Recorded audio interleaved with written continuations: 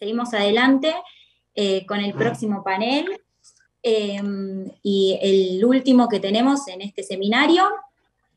Vamos a presentar al doctor Horacio Franco. Él es abogado por la Facultad de Derecho de la Universidad de Buenos Aires, especialista en Derecho Ambiental, Derecho Administrativo y Derecho Empresarial.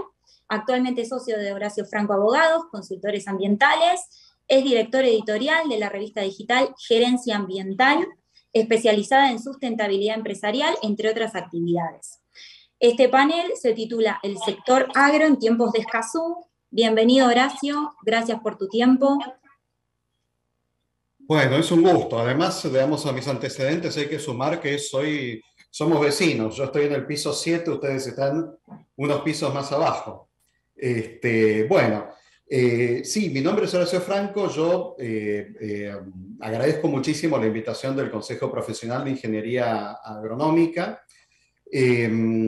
A diferencia de el resto de los disertantes, Andrés Napoli, que representa al tercer sector, a las ONGs, Irene y María a la academia, a la investigación, yo soy un abogado de empresas, ¿sí? Estoy especializado en derecho ambiental, pero digamos me defino mucho más como un abogado de empresas que como un abogado incluso especializado en derecho ambiental. Entonces, el Consejo Profesional de Ciencias Agronómicas aglutina profesionales que trabajan en empresas agropecuarias, ¿no es cierto? Entonces, yo voy a tratar de dar esta charla como para intentando patear al arco respecto de las implicancias que tiene el Acuerdo de Escazú para empresas agropecuarias y para profesionales, entre otros los que aglutina el Consejo. Y vamos a tratar de ser muy, pero muy concretos con esto. No voy a compartir ningún PowerPoint porque esta no es una charla de capacitación, tenemos poco tiempo. Lo que aspiro no es tanto a capacitar, sino a que se entiendan algunos conceptos básicos. O sea, yo soy una empresa agropecuaria, tengo el convenio de Escazú, ¿qué tengo que hacer? O sea, digamos, ¿qué cuestiones tengo que implementar? ¿De qué me tengo que cuidar? ¿Qué tengo que gestionar? Concretamente. Entonces, lo primero que vamos a decir es, repitamos lo que ya han dicho todos, el Acuerdo de Escazú es un acuerdo internacional sobre ambiente y derechos humanos que trata acerca de información ambiental, participación pública, acceso a la justicia. El Acuerdo de Escazú está aprobado por una ley, la ley 27566, y es un tratado internacional.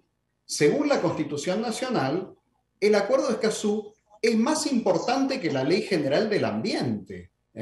Estamos hablando de algo que jerárquicamente tiene una enorme importancia. Pero la primera reacción, cuando alguien que no está demasiado imbuido en estos temas lee el Acuerdo de Escazú, la primera reacción que tiene es, bueno, pero esto es declarativo, esto es chamullo, esto es... Bueno, lo es hasta que deja de serlo. Ya Andrés mencionó varios fallos judiciales donde hubo proyectos que fueron suspendidos, hubo proyectos que tuvieron que ser reformulados, así que cuidado con el Acuerdo de Escazú, sobre todo si somos una empresa agropecuaria. ¿Qué tipo de empresa agropecuaria? Bueno, el Acuerdo de Escazú interpela sobre todo a aquellas empresas, aquellos sectores en primer lugar, que podríamos considerar de alto impacto. ¿Y quiénes son los sectores de alto impacto? El sector minero, el sector petrolero, el sector de desarrollo inmobiliario y el sector agro. ¿Okay?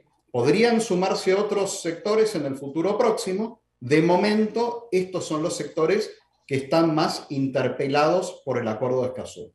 ¿Y por qué están más interpelados? Porque son sectores que tienen más interacción con comunidades. Entonces, ¿qué sucede si un emprendimiento minero, petrolero, desarrollo inmobiliario, agro, interactúa con la comunidad de una manera torpe?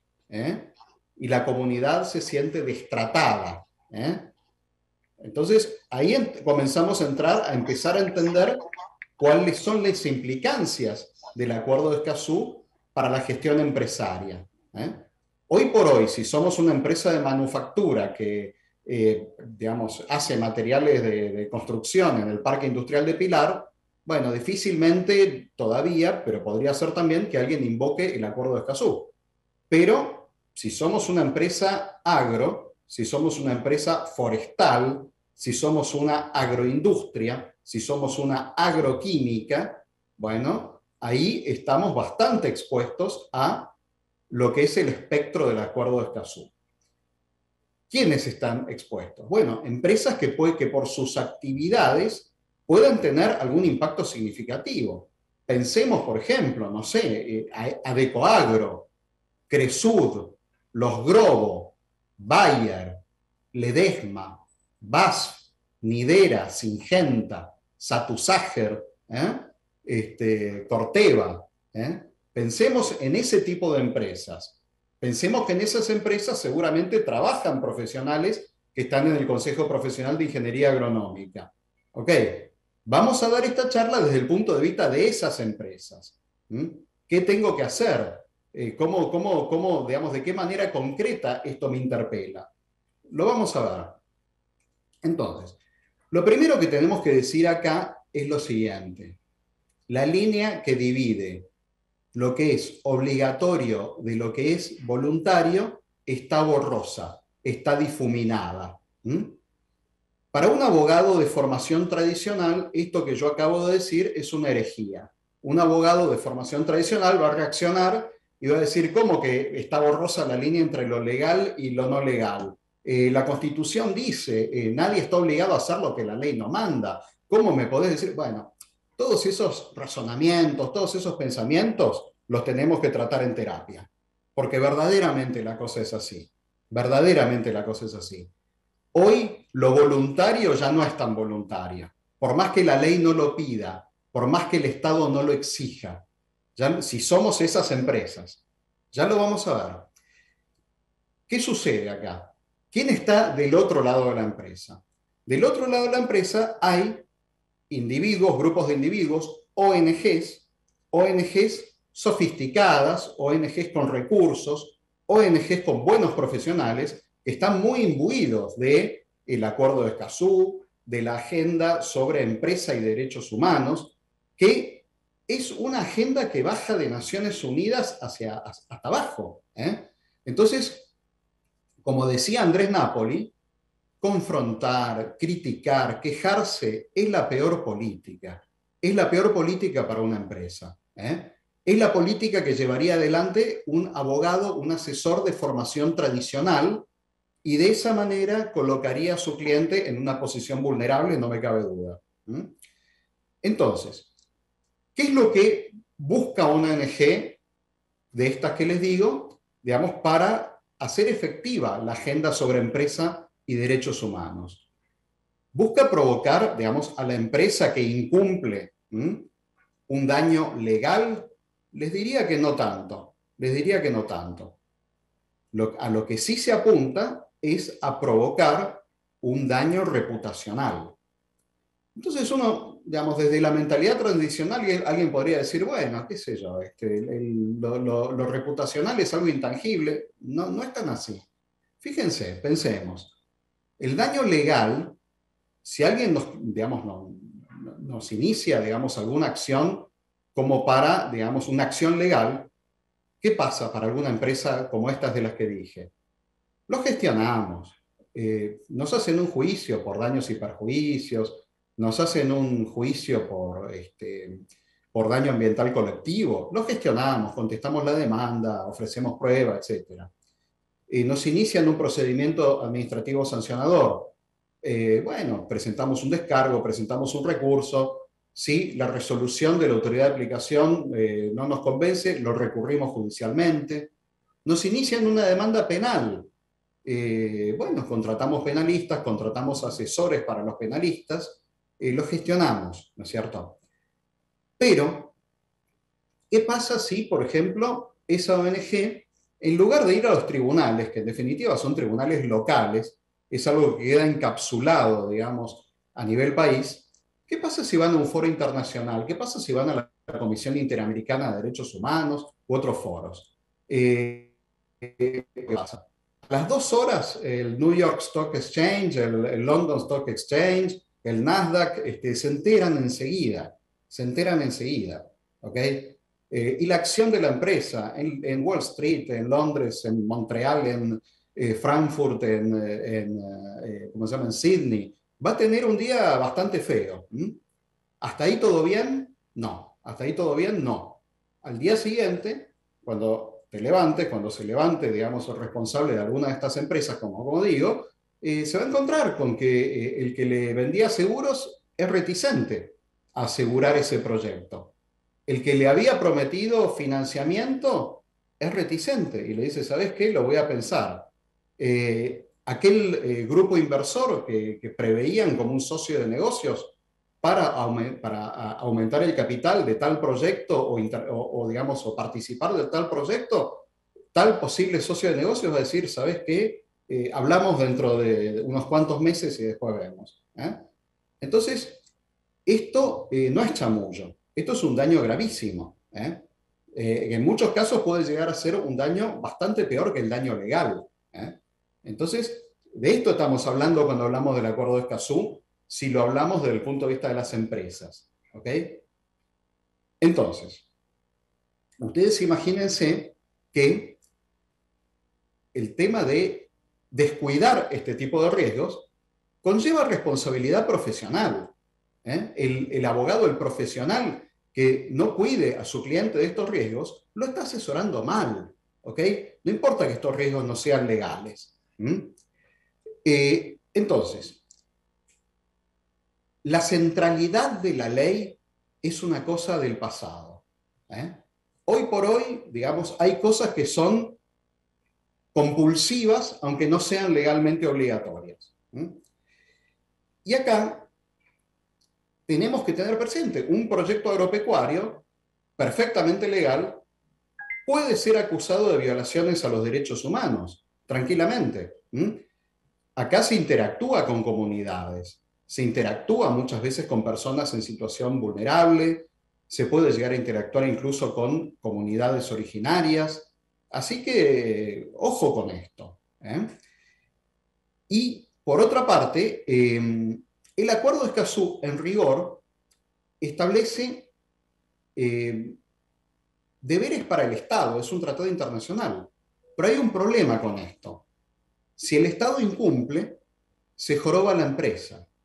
Entonces, si el Estado no cumple, si el Estado no lo exige, si vos sos una empresa o vos asesorás una empresa y sos inteligente, te tenés que cargar vos el equipo al hombro, o si no, la vas a ligar vos. ¿Ok? La empresa tiene que asumir deberes que en rigor son estatales, porque si el Estado no cumple, al Estado no le pasa nada, pero a la empresa se perjudica. ¿Ok? La obligación de asegurar la participación pública es estatal, pero todos sabemos que el Estado descarga eso en las empresas y las empresas se hacen cargo porque no tienen otra. Entonces, esto, digamos, es algo que hay que tener en el radar, porque si no podemos estar llevando a la empresa hacia un camino que puede llegar a ser desastroso. Y en materia de derechos humanos, uno dice, no sé, digamos, un proyecto agropecuario de derechos humanos, hay muchísimas cosas. Los empleados de la empresa. Bueno, a lo mejor eso está bien, pero, por ejemplo, ¿qué tal los contratistas? Los contratistas que suelen ser contratistas poco sofisticados a veces. Esos contratistas. No alcanza con que te firmen un documento diciendo que adhieren a tus valores. Eso no alcanza para nada. ¿Cómo están esos contratistas en materia de vivienda rural, trabajo esclavo o semiesclavo? ¿Cómo están esos contratistas respecto de trabajo infantil? Esos contratistas a la gente que contratan o a la gente que arrean, o a la gente que rejuntan, les retienen los documentos, esa gente sabe dónde está, se puede volver a su casa por sus propios medios en el momento que quiera. Ojo, porque todo eso nos puede llevar a una situación de complicidad, en el sentido de decir, bueno, yo cumplo con todo, pero no sé lo que hace mi contratista. Y mi contratista, haciendo las cosas como siempre las hizo, me soluciona todo. Bueno, eso de business as usual ya no corre más con todo esto. Entonces, lo que se necesita acá es que las empresas tomen conciencia de esto y que se asesoren adecuadamente sobre estos riesgos que son potencialmente enormes. Que se asesoren, que se fortalezcan con toda una serie de documentos que hacen a la política sobre empresa y derechos humanos que la empresa agropecuaria tiene que tener, y que tengan detrás de eso una estructura creíble para gestionar esos documentos, esos programas, esos planes. Porque si no, es todo, digamos, de papel, es todo cartón pintado. La empresa tiene que llevar adelante una gestión responsable con respecto a la ley y a los derechos. ¿Y está bien con eso? No, no basta. No basta. Además de tener en cuenta los derechos que derivan de la ley, la empresa tiene que tener en cuenta los intereses de la comunidad. Esto no significa el capricho de tal o cual persona o tal grupo de personas. Esto significa los mejores intereses de una comunidad. Los tiene que tener en el radar. Y no solo los intereses, las expectativas también. Y todo esto, digamos, una vez que lo implementa es para siempre. Y no hay vuelta atrás, sin riesgos. Imagínense una vuelta atrás, ¿no? Yo tengo una política de relacionamiento con la comunidad y yo, digamos, sostengo a la escuelita rural. El día de mañana tuve un mal año y digo, ¿sabes qué? No voy a sostener más a la escuelita rural. ¿Cómo creen que va a ser la reacción contra la empresa? Catastrófica. Entonces, todo esto hay que tenerlo en el radar, hay que avivarse. Esto es así, la cosa cambió. Ya no alcanza con la legalidad de nuestro país. Hoy estamos frente a una supralegalidad internacional. Entonces, frente a todo esto, digamos, ¿podemos blindar el proyecto haciendo todo esto que dije?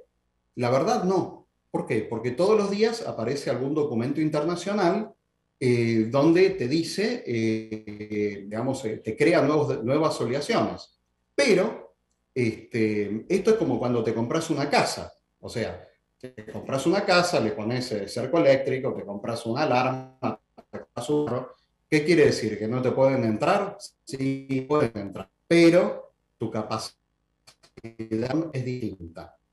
El grado de preparación de alguien que te quiera entrar es distinto.